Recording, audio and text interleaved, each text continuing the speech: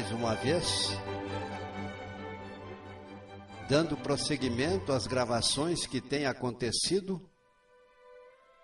Estamos transmitindo esta gravação, que é continuidade deste caminho que vem sendo percorrido, através do qual desejamos dar uma amostragem dos aspectos que comportam ser analisados em cima deste tema que se baseia na Gênese segundo o Espiritismo e que traz por conteúdos assuntos não só do livro mencionado, mas também de aspectos científicos que são frutos de conquista da atualidade.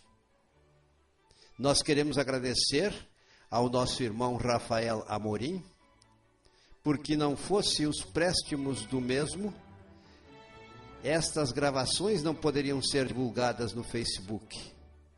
Irmão nosso muito ocupado, mas que consegue com a sua competência técnica não somente aparar as arestas, alguns defeitos que aconteçam nessas gravações, mas também propiciam para a mesma um embelezamento, porque na verdade esta gravação vai para ele e ele então fará a terminalidade do seu trabalho, configurando nos termos como vocês podem apreciar nas gravações que já foram divulgadas e que estão no Facebook e também no YouTube.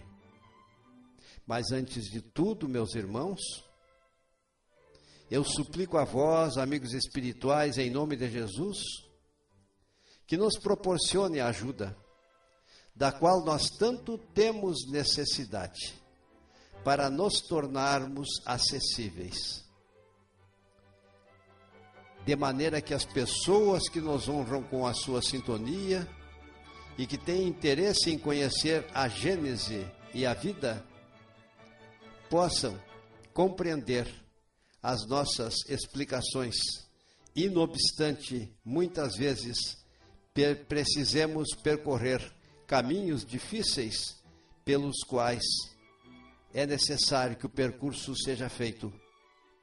Mas lembrem-se, estes conhecimentos todos são feitos a partir da inteligência suprema, a causa primária de todas as coisas, que é detentora de todos os conhecimentos que a humanidade possui. Pois somos seus filhos e em meio à sua sabedoria fomos criados, e quando pensamos estar crescendo mentalmente, apenas estamos nos apropriando daqueles aspectos científicos que nada mais são do que a sabedoria divina, concretizada na sua criação. Então nós vamos prosseguir, como sempre é feito, falando na continuidade das análises e exposições que têm sido feitas no transcurso das gravações já divulgadas. Já percebemos quanto o avanço científico e tecnológico tem ampliado a visão do homem na atualidade no campo do tema a Gênese e a vida segundo o Espiritismo. No passado, precisávamos acreditar nas informações do Cristo, e os homens mesmo faziam interpretações conflitantes que desviaram-se das verdades cristalinas que este Cristo propiciou e também de outros conteúdos que são ensinamentos proféticos contidos na Bíblia, os quais, devido ao conflito das interpretações humanas, geraram a multiplicidade das crenças religiosas. No entanto, estamos evoluindo e aos poucos vamos percebendo que este livro, considerado pela humanidade como sendo um livro sagrado, ele é rico de ensinamentos. Preciso, no entanto, é que os interpretemos. E, para tanto, valhamo-nos do grau de conquista evolutiva ao qual nós chegamos, onde cada vez maior a respeito das verdades divinas. Vejam bem, no passado, nós acreditávamos nas informações de Cristo. Precisávamos acreditar a respeito das muitas moradas da casa do Pai, no cósmico material. Hoje, já se tem a certeza absoluta destes fatos. Já se sabe que eles são verdadeiros. E não dependemos tão somente de dizer que num ato de fé precisamos acreditar naquilo que Cristo nos ensinou, pois que a doutrina do Consolador prometido nos propicia as bases para que possamos interpretar e entender aquilo que ele já tinha certeza no passado, mas que nós ainda não tínhamos a maturidade para alcançarmos com toda a luz de entendimento as suas verdades. Então, o que antes era uma profecia do Mestre, agora essa profecia é uma verdade que está evidente, que se acha demonstrada pela ciência e pela tecnologia. Vocês mesmos estão sabendo que sondas espaciais, como já dissemos em outras gravações, principalmente do Cabo Canaveral, são lançadas no espaço, e o número de informações que o homem vai conseguindo torna-se cada vez mais rica de informações. Então nós sabemos que Cristo dizia porque sabia, mas hoje nós temos certeza, com base científica, de que o nosso Deus é Deus e que realmente existem muitas moradas na casa do Pai. Muitas das quais são habitadas, apresentam condições para que a vida ali possa surgir, para que a trajetória evolutiva das almas possa acontecer. Então percebam, as concepções de Ptolomeu, fanaticamente abraçadas pela humanidade do passado, deturparam as verdades do cristianismo, vivenciadas e ensinadas por Jesus. Finalmente, pelo progresso das almas, não mais são levadas em conta estas posturas do passado. Tanto que percebam, é pobre do Galileu Galilei, que resolveu, este grande astrônomo e pensador, um dos verdadeiros iluministas, que criou luz de entendimento para a humanidade. Se não negasse aquilo que havia pesquisado, seria queimado na fogueira santa. E mesmo assim foi condenado ao exílio eterno, porque teve o atrevimento de dizer que a Terra não era o centro do universo. Teve a petulância de afirmar, com base nas suas percepções e seus estudos, através do emprego da luneta astronômica que ele mesmo aprimorou,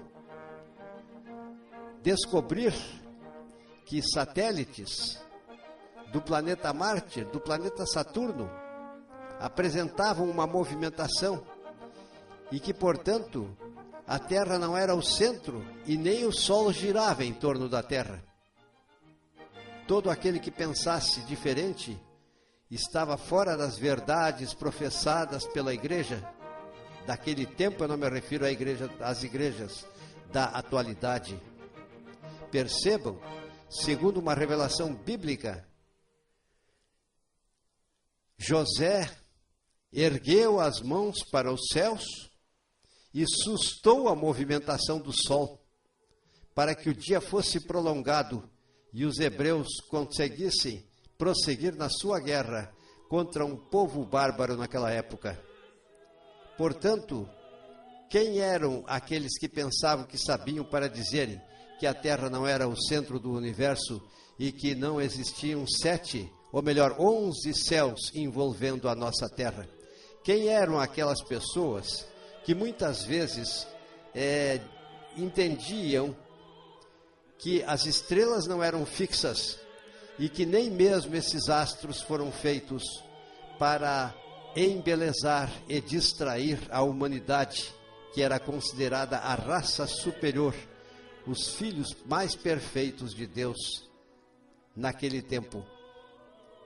Mas, todavia, é preciso que entendamos, passo a passo, a humanidade do presente vai encarando a realidade dos fatos que configuram a vida, que configuram o universo em suas múltiplas dimensões. Aquelas análises que relativamente configuram os mistérios da vida apenas traduzem os nossos limites evolutivos, como nós podemos perceber. O homem só não entende certas coisas que acontecem e por isso são consideradas miraculosas, como sendo uma obra divina, e não negamos que sejam, só que existe uma explicação para tudo. Deus fez leis e Ele não as derroga. O ser humano prossegue na sua ascensão evolutiva e vai enxergando cada vez mais, marchando em direção ao Pai, inteligência suprema, a causa primária de todas as coisas. É preciso que entendamos, estamos chegando aos momentos que configuram os fatos da transição planetária e também das transformações das almas, para que se constituam pela aquisição dos requisitos crísticos nos membros da grande família universal, que terá uma só postura, a qual será embasada no progresso, na indulgência, no amor e no perdão irrestrito. Amar significa perdão, significa indulgência. O verdadeiro amor implica no perdão irrestrito. O amor a si mesmo precisa existir. O amor ao próximo e o amor a Deus, sobre todas as coisas, devem ser as características verdadeiras que foram mentalizadas por Cristo e vivenciadas por Ele e transmitidas através dos seus ensinamentos. E é uma meta até a qual o homem nos dias atuais ainda precisa chegar. Feitas, meus irmãos, essa digressão, nós vamos prosseguir naquele caminho analítico que estamos fazendo e que analisam os aspectos relacionados com a Gênese e a vida. O Espiritismo ensina de que maneira se opera a união do Espírito com o corpo. E vamos então agora falar do nascimento. Tomando por base as exposições que já foram verbalizadas em gravações anteriores, sabemos que os prepostos do Pai, no livro A Caminho da Luz, ditado por Emmanuel, através dos préstimos psicográficos de Francisco Cândido Xavier e Valdo Vieira, seguindo as diretrizes de Jesus, espíritos siderais, um grupo de espíritos siderais vieram com ele ao seu comando e estabeleceram as balizas, diretrizes, para que a criação da vida e abrigo das humanidades espirituais aqui na Terra pudesse acontecer em termos de evolução. Sabemos ainda de André Luiz, igualmente no Evolução em Dois Mundos, que as mônadas celestiais, inteligências puras, fizeram o percurso evolutivo, assimilando as experiências necessárias na sucessão dos seres vivos desde os primórdios dos tempos até o patamar evolutivo Homo sapiens sapiens. Quando então estas inteligências, por mecanismos divinos, tornou-se uma alma humanizada. Essa explicação também está claramente implícita na Gênese, segundo o Espiritismo. Hernani Guimarães de Andrade, em seus trabalhos de pesquisa, falou a respeito do modelo organizador biológico, o qual sobrevive após a morte do ser corpóreo, do qual fica a inteligência pura. Ele faz estudos muito interessantes. Que continua existindo o ser que partiu. O seu modelo organizador biológico continua abrigando esta inteligência pura do ser, que tem potencialidades e que precisa prosseguir percorrendo o seu trajeto, é claro, eu digo já, em direção a Deus.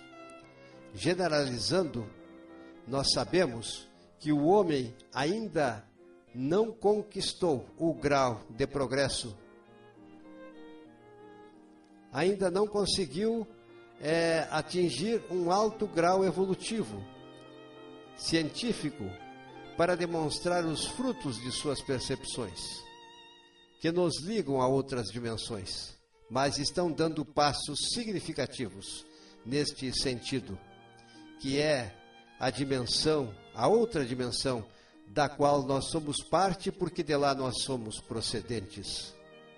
No entanto, os fenômenos de materialização dos espíritos, mencionados nos textos bíblicos, para chamarem a atenção dos homens, mostrando a existência de um ente supremo, efetivamente aconteceram. Esses fenômenos foram, na atualidade, especialmente no século XIX, estudados pela ciência, como foi o caso da Katia King, que nós aqui mencionamos como exemplo, e também de outros espíritos que se materializaram, impregnando-se com substância que foi cedida pelo médium, emitidas pelo corpo do médium, e no caso a médium chamava-se Florence Koch. A materialização dos espíritos aconteceram, porque não somente da Katia King que nós estamos citando, porque, por exemplo, só para vocês saberem como nós pensamos, Cristo, após ter morrido o seu corpo, ele materializou-se na companhia de seus discípulos e ficou muito tempo na companhia dos mesmos, transmitindo a continuidade dos seus ensinamentos. Mas, para não ficarmos só no exemplo da Katia King, que foi avaliada por William Crookes, um cientista do passado, e que inclusive é mencionado nos livros de química e até mesmo livros de biologia na época atual, ainda é tomado como referência, como personalidade cheia de saber e de conhecimento. Ele fez o estudo e demonstrou que realmente a atividade dos espíritas não era uma fraude, era uma verdade, e que realmente os espíritos existiam para quebrar o orgulho, para quebrar a prepotência dos materialistas e mecanicistas da época, que, usando o positivismo, deixaram de acreditar em Deus. Só que é preciso que entendamos, aqueles que desacreditavam no Deus que era preconizado pelas religiões do passado, estavam até com um certo grau de razão, porque Deus não é antropomórfico. O Deus que era concebido no passado não é o Deus que nós concebemos. O Deus que nós concebemos é a resposta que os espíritos deram para Kardec, quando Kardec perguntou o que é Deus. Ele não perguntou quem era Deus, perguntou o que é Deus. E nesta pergunta, meus irmãos, foi respondida: é a inteligência suprema, é a causa primária de todas as coisas. No dar a resposta, eles não discordaram da pergunta nos termos como foi formulada. Mas, ainda prosseguindo, feita esta pequena digressão, Francisco Cândido Xavier, que tinha o círculo de trabalhadores mais estreitos, usando os préstimos de Francisco Lins Peixoto, que era conhecido pela designação, pela alcunha de Peixotinho, apresentou-se ou ficou deitado em uma cama, entrou em estado de transe e do seu corpo começou a sair uma substância que foi se condensando, substância esbranquiçada. Era o ectoplasma ou a energia mentomagnética a sair do corpo do médium e adquirir consistência, densificação cada vez maior, e assim uma entidade espiritual, impregnando-se deste fluido, foi materializado, foi fotografado por Francisco Cândido Xavier. Este fato se acha contido no Dicionário de Parapsicologia, com fotografias ilustrativas e inclusive ilustradas e declaradas pelo próprio Chico, que para os devidos fins, aquela experiência retratava um evento no qual ele estava presente e para os devidos fins ele afirmava que a mesma era verdadeira. E abaixo desta declaração ainda existe a assinatura de Francisco Cândido Xavier. Então percebam, nós temos bases, só que é claro que esses eventos que demonstram as verdades que nós professamos, eles dependem de circunstâncias especiais, que nem sempre se encaixam dentro dos parâmetros científicos. Então, não é possível a reprodução dos experimentos à vontade em laboratório. É preciso que existam condições que num laboratório não podem ser proporcionadas, especialmente quando presentes se fazem pessoas que discordam e que não querem acreditar naquilo que está sendo dito. Como é importante, antes de darmos continuidade ao tema que se relaciona com a encarnação de uma alma, nós vamos dizer que foi provado que essa substância que formava as vestes de Kacheking, ela era de natureza conjuntiva, ou seja, era uma substância que saiu do corpo da médium durante o fenômeno e durante o qual esta médium diminuía de peso. Até isto foi provado. Nós temos os fenômenos de poltergeist, que profusamente são divulgadas até mesmo de notícias feitas pelos veículos de comunicação do presente. Mas no ano de 1847, em dezembro, para ser mais exato, começaram a acontecer lá em Hydesville, nos Estados Unidos, esses fenômenos de manifestação física, que depois começaram a acontecer no mundo todo e serviram para chamar a atenção da humanidade de que realmente, além da vida, existia a vida. E assim, então, fragilizaram-se as afirmativas e as posições que eram tão divulgadas e pregadas pelos materialistas e pelos mecanicistas que queriam destruir este ente supremo com as suas exposições. Não conseguiram isto. Então, pela sua essência espiritual, o espírito e inteligência pura também é um pensamento vivo. Nós somos pensamentos vivos, entendam. Neste ponto, somos semelhantes ao nosso Deus, que é infinito e transcende a nossa capacidade de entendimento. Mas acontece que essa inteligência pura, se não tivesse um corpo espiritual, ela iria ser um ser abstrato, que não podendo influir diretamente sobre a matéria, iria depender de um corpo espiritual ou psicossoma. E depende. É o nosso perispírito. Esse perispírito que é feito pelo fluido cósmico universal, usando-se as informações dadas pelas entidades espirituais. O mesmo fluido, vejam só, que serviu como matéria-prima na formação do planeta, numa e noutra dimensão. Esse envoltório é denominado perispírito, faz do espírito um ser concreto, apreensível pelo pensamento, inclusive tangível nos processos de materialização, conforme nós já comentamos. Percebam, o perispírito está, pela sua natureza, relacionado com o mundo espiritual, mas também está relacionado com o mundo material. E ensejam os meios através dos quais é possível a essa inteligência pura que é cada um de nós, em processo evolutivo, que somos nós mesmos, conseguir o seu progresso sob múltiplos aspectos, quando indiretamente consegue a inteligência pura acumular conhecimentos desse mundo concreto, sólido, no qual vivemos pelos recursos reencarnatórios, pelos processos reencarnatórios.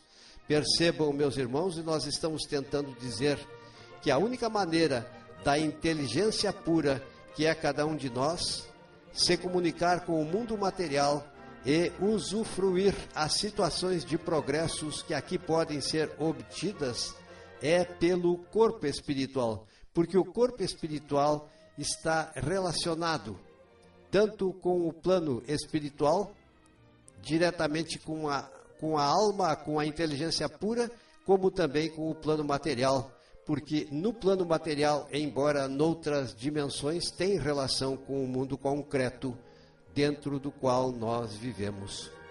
Então, o perispírito é o corpo que nos acompanha para o outro lado da vida.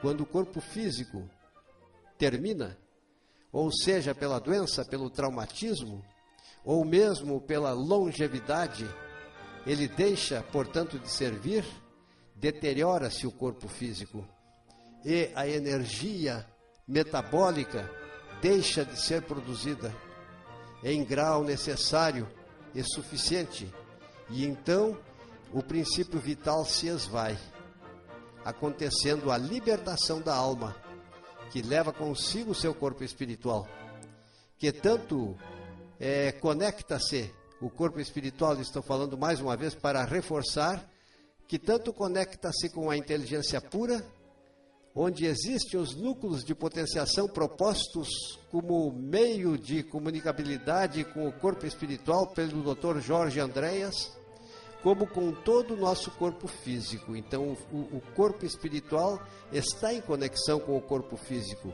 e está em conexão com a inteligência pura, que é cada um de nós, como almas. Sem o perispírito não temos como nos comunicar com o mundo material.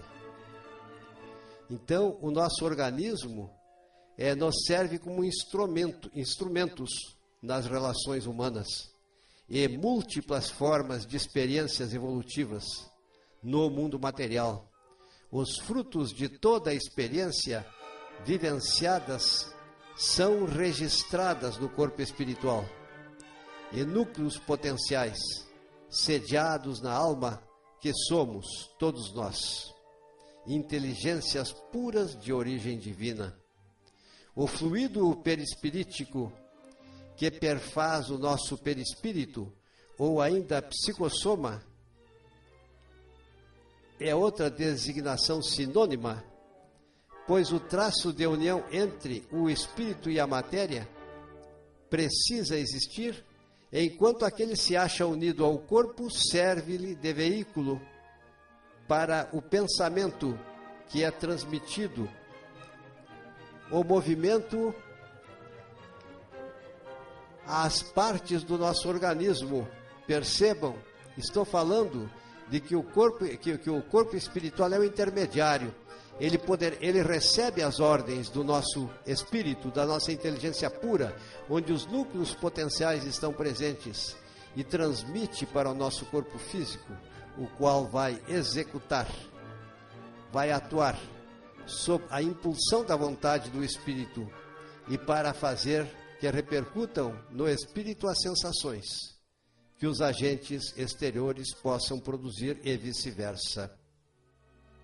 Estamos tentando, paulatinamente, falamos de modo vagaroso, de propósito, para que possa acontecer a assimilação destes ensinamentos. Alguns equívocos, às vezes de pronúncia, peço desculpas, mas se dá para vocês entenderem, é o que principalmente para nós tem interesse. Então é preciso que observemos que as abstrações feitas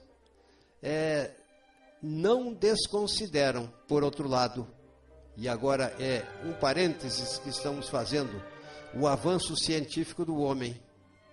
Porque, na verdade, é claro que aqueles que dedicam-se ao estudo do corpo humano, ao estudo dos seres vivos, eles preocupam-se tão somente com os aspectos materiais e com os fenômenos químicos e bioquímicos que ocorrem, com as estruturas e com as funções.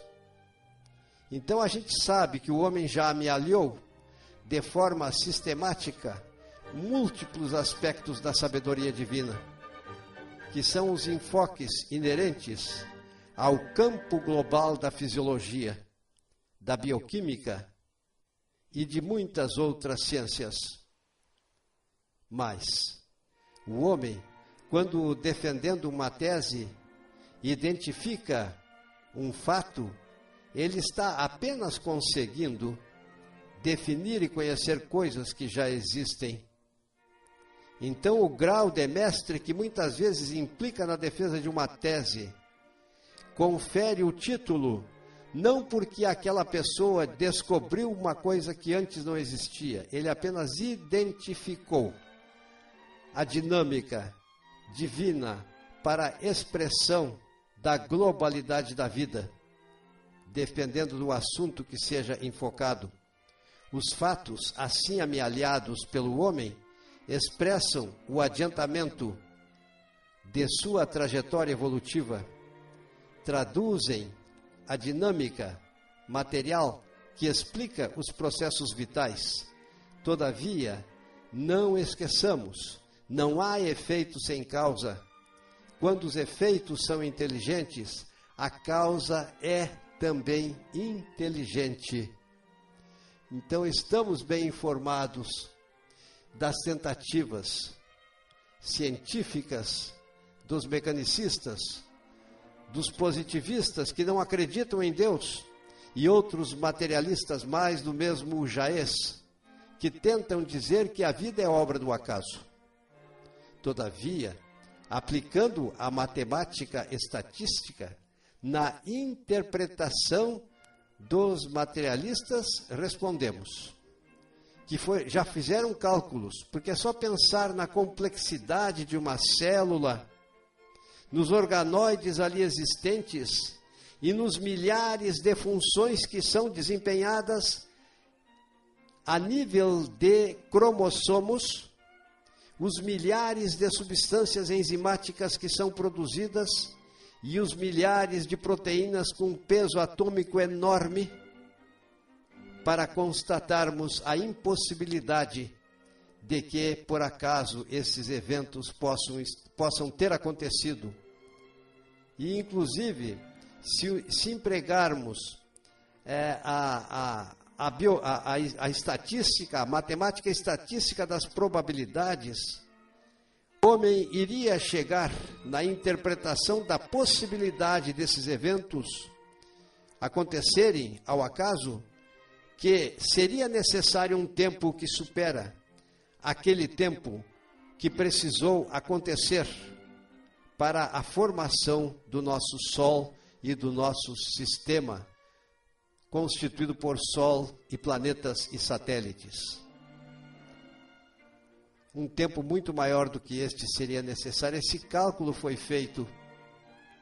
Então, não tem como a gente aceitar estas realidades. Não é porque eu digo, mas aqueles que procuram se aprofundar no campo do saber percebem que a própria ciência poderá ser usada como recurso para demonstrar que não há efeito sem causa e que Deus é Deus. Quem tiver dúvidas, que apanhe dentro das probabilidades todos os elementos químicos e vai ter que se aconselhar com um biólogo, é claro, porque aí no caso é um matemático que não sabe às vezes biologia, e dos eventos também bioquímicos, e muitos dos quais a ciência já conhece, e que faça o cálculo matemático.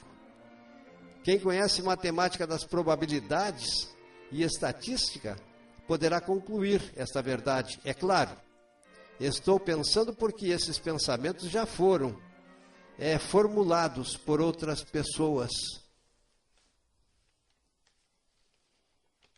Então, quando um espírito, voltando ao assunto da reencarnação, quando um espírito vai reencarnar, eu peço até desculpas, em parte por causa das digressões que são feitas, mas elas vêm ao pensamento e possivelmente elas se tornam necessárias. Quando um espírito vai encarnar no corpo humano, é necessário que entendamos que um laço fluídico, que mais não é do que uma expansão do perispírito, o liga à formação embrionária em via de desenvolvimento. Depois que formou-se a célula ovo, constituída pela fusão do espermatozoide com o óvulo, inicia-se o desenvolvimento do embrião e uma força magnética será exercida sobre o espírito reencarnante, de modo que vai acontecendo no ser reencarnante uma ligação que vai ganhar uma força crescente em termos de atração magnética de grande magnitude. Quando o germe completa o seu desenvolvimento, que é o feto completamente maduro, pronto para nascer, na vida intrauterina, vai existir também o término desta união, deste laço fluídico ao corpo material. Vai então nascer um novo ser para a vida exterior. É necessário que digamos que neste processo todo, a entidade espiritual mergulha no manto do esquecimento, entra num estado de perturbação, e quando ela nasce, geralmente ela não acompanha o seu próprio nascimento. Falamos do nascimento, agora vamos falar da morte. Quando a morte acontece, conforme já foi exposto, o princípio vital vai cessar.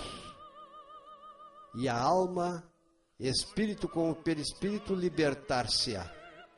E o ser espiritual, com sua bagagem de erros e acertos em relação às leis divinas, retorna para a dimensão espiritual. Assim, pelo processo reencarnatório, dentro da eternidade, cada alma tem múltiplas oportunidades para trabalhar em prol do seu próprio crescimento. Liberta-se das imperfeições. Desenvolvem-se as virtudes potenciais.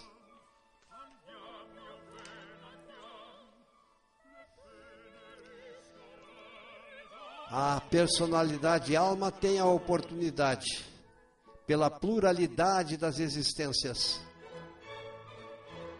de reconhecer seus erros e promover seus avanços nas etapas evolutivas. Terá a oportunidade de auto-perdoar-se quando conseguiu magoar a si mesmo ou magoar aos seus semelhantes, ou transgredir as leis divinas expressa pela inteligência suprema que é o nosso Deus. Vai auto-perdoar-se porque tem a certeza de que num dia irá reciprocamente conseguir o perdão dos seus inimigos, com os quais ele está comprometido. Nestes termos nós vamos marchar na sucessão das coisas transitórias, cada vez mais em direção a Deus, até que nos tornemos completamente cristianizados. O Espiritismo, pelos fatos cuja a observação ele faculta, dá a conhecer os fenômenos que o acompanham, que acompanham a separação, que às vezes é rápida. Estávamos falando da morte e prosseguimos, pois, falando da morte.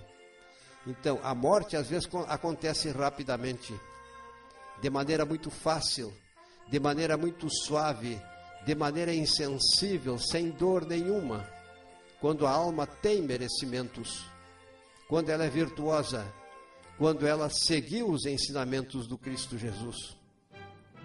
Ao passo em que outras situações, ela é lenta, é laboriosa, é horrivelmente penosa, conforme o estado moral do espírito, e pode durar às vezes muito tempo, até que se processe, especialmente nos casos de suicídio, o que é uma tremenda transgressão da lei divina contra a integridade física do ser humano. Se verifique, enquanto houver uma energia vital, aquele espírito fica aprisionado naquele corpo, até o momento em que será liberto. Estes fatos são muito bem ilustrados na obra Memórias de um Suicida, por Ivone Pereira Amaral. Um fato importante a ser ponderado ainda é que quando, na reencarnação, o laço fluídico prende-se ao embrião em desenvolvimento, e isso é uma repetição, até porque eu já disse há poucos momentos antes, o espírito vai entrar em perturbação. E ele vai, nesta perturbação, ficar cada vez mais sonolento, até mergulhar numa inconsciência total, de maneira que raramente, ou melhor, geralmente, ele não acompanha, ele não percebe o seu nascimento. Talvez tenham algumas exceções, quando se tratam de personalidades, almas muito evoluídas que venham em missão para a Terra. Quando a criança respira, começa o espírito a recobrar as suas faculdades. Começa a vida corpórea do espírito no mundo material, onde vai se desenvolver a proporção que se completam os órgãos que estão ainda em termos de terminalidade. Ele vai se desenvolver as suas faculdades espirituais, na medida em que vão servindo essas manifestações, ou melhor, na medida em que podem acontecer essas manifestações, quando os órgãos estão desenvolvidos completamente. A ciência sabe perfeitamente que o término do desenvolvimento do corpo humano às vezes acontece após o nascimento. Aqueles que cuidam dos neonatais estão muito bem informados a respeito de todas estas situações. É como digo, passo a passo, o ser humano vai completando e aumentando as suas informações, o seu acervo cultural. Vai conhecendo a obra divina. Então, no processo do crescimento do ser que nasceu, durante a lactação, primeira e segunda infância, o espírito vai recobrando a sua consciência. Porém, perde a lembrança do passado, não perdendo, todavia, as faculdades, as qualidades e as aptidões que haviam ficado temporariamente em estado de latência e que, voltando à atividade, vão ajudá-lo a fazer mais e melhor do que antes o seu aprendizado. O renascimento é novo ponto de partida.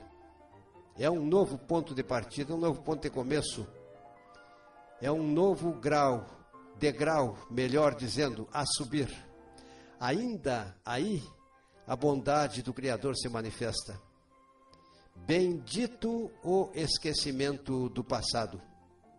Lembranças humilhantes, mágoas, remorsos e ódios, se estivessem nas nossas lembranças quando nascemos em relação aos nossos semelhantes, não iríamos ter o ambiente favorável para o nosso progresso.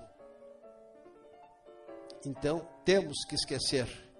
E a sabedoria divina é muito sábia quando viabiliza este esquecimento, porque Ele deseja que seus filhos nascidos e por Ele criados cheguem até Ele através do processo de crescimento. E quando muitas vezes enfrentamos processos dolorosos na cura de nossas almas doentes, apenas estamos sarando das nossas doenças. Não existe o castigo. Para nós espíritas não existe o pecado mortal e nem as penas eternas. Existe tão somente a expressão daquele ente supremo que, além de ser sábio e poderoso, é plenitude e amor puro dentro de todo o cósmico em meio ao qual nós vivemos. Às vezes a entidade espiritual poderá lembrar, e neste caso de alguma coisa poderá aprender com facilidade. O seu aprendizado, por lhe ser isso de utilidade, no seu trajeto evolutivo vai viabilizar que ele tenha um aprendizado maior, uma maior facilidade para aprender certas coisas. Se às vezes lhe é dado ter uma intuição dos acontecimentos passados, é como lembrança de um sonho fugitivo. Então, ei-lo, pois, um novo homem, por mais antigo que seja, como espírito, adota novos processos auxiliados pelas suas aquisições anteriores, da vida anterior, com possibilidade de melhorar e maior evolução possa ter no presente. Assim, prezados irmãos, concluímos a gravação destinada para o dia de hoje e finalizamos, mas neste final lembremos-nos das conflagrações mundiais que estão acontecendo no mundo, que simplesmente servem para pôr em evidência que o homem está muito distante ainda do seu autoaperfeiçoamento em termos de espírito. Poucos sabem da indulgência, não conseguem perdoar, cultivam os ódios, o ódio entre as raças, são capazes de se matar. Por causa do egoísmo, crianças morrem de fome, ou são muitas vezes trucidadas nos ataques violentos como estão acontecendo nos dias presentes. A história da humanidade no passado até o presente é constituída por tragédias, pondo em evidência quanto é difícil o ser humano se auto-aperfeiçoar. E, portanto, amado Pai Celestial, em nome de Jesus, suplicamos por estas entidades reencarnadas que apresentam nas suas atitudes o quão longe ainda se acham do objetivo consubstanciado pela purificação espiritual, pelo saber e pelo verdadeiro amor. Que possam as hostes divinas das altas esferas irradiar eflúvios de amor sobre todos, e dentro da dinâmica que até transcende a nossa capacidade de entendimento, tamanha a nossa pequenez, servirem esses eflúvios de auxílio para socorro daqueles que ainda têm em si as condições para retornarem à casa do Pai, à semelhança da parábola do filho pródigo. E assim, contando com a tua ajuda, Jesus, contando com a vossa ajuda, espíritos amigos, realizamos o presente trabalho e prosseguiremos no mesmo, na sua continuidade, na próxima vez, quando nova gravação irá acontecer. Obrigado, Jesus, obrigado, espíritos amigos, e que assim seja.